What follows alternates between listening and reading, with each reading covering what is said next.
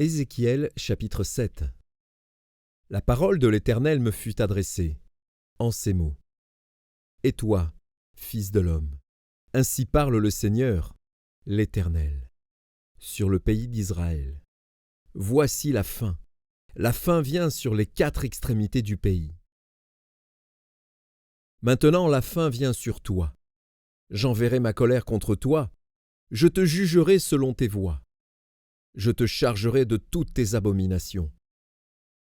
Mon œil sera pour toi sans pitié, et je n'aurai point de miséricorde, mais je te chargerai de tes voies. Et tes abominations seront au milieu de toi. Et vous saurez que je suis l'Éternel. Ainsi parle le Seigneur, l'Éternel. Un malheur unique, voici, il vient. La fin vient. La fin vient, elle se réveille contre toi. Voici, elle vient. Ton tour arrive, habitant du pays. Le temps vient, le jour approche, jour de trouble, et plus de cris de joie dans les montagnes. Maintenant je vais bientôt répandre ma fureur sur toi, assouvir sur toi ma colère. Je te jugerai selon tes voies. Je te chargerai de toutes tes abominations. Mon œil sera sans pitié, et je n'aurai point de miséricorde. Je te chargerai de tes voies, et tes abominations seront au milieu de toi.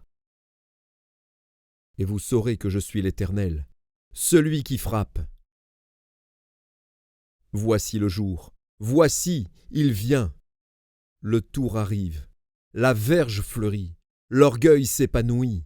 La violence s'élève, pour servir de verge à la méchanceté. Plus rien d'eux, de leur foule bruyante, de leur multitude. On ne se lamente pas sur eux. Le temps vient, le jour approche, que l'acheteur ne se réjouisse pas, que le vendeur ne s'afflige pas, car la colère éclate contre toute leur multitude. Non. Le vendeur ne recouvrera pas ce qu'il a vendu. Serait-il encore parmi les vivants?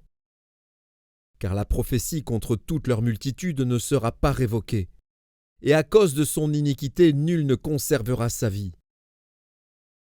On sonne de la trompette, tout est prêt, mais personne ne marche au combat, car ma fureur éclate contre toute leur multitude. L'épée au dehors, la peste et la famine au-dedans.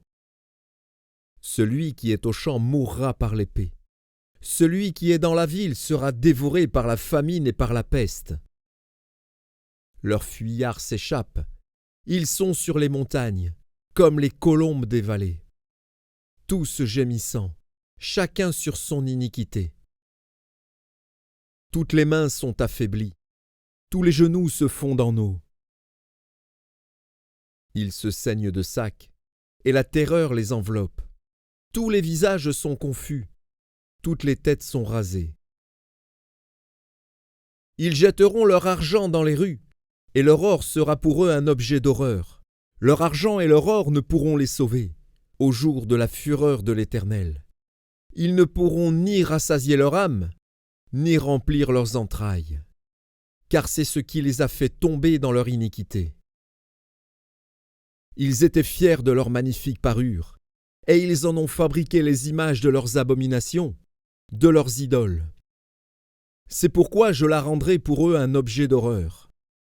Je la donnerai en pillage aux mains des étrangers, et comme butin aux impies de la terre, afin qu'ils la profanent.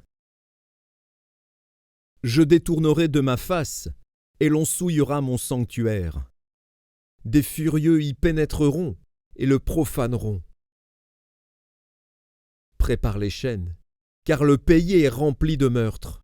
La ville est pleine de violence. Je ferai venir les plus méchants des peuples, pour qu'ils s'emparent de leurs maisons.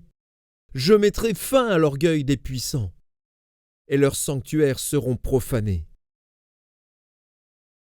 La ruine vient. Ils cherchent le salut, et point de salut. Il arrive malheur sur malheur. Un bruit succède à un bruit. Ils demandent des visions aux prophètes, Les sacrificateurs ne connaissent plus la loi. Les anciens n'ont plus de conseil. Le roi se désole, le prince s'épouvante. Les mains du peuple du pays sont tremblantes. Je les traiterai selon leur voie. Je les jugerai comme ils le méritent. Et ils sauront que je suis l'Éternel.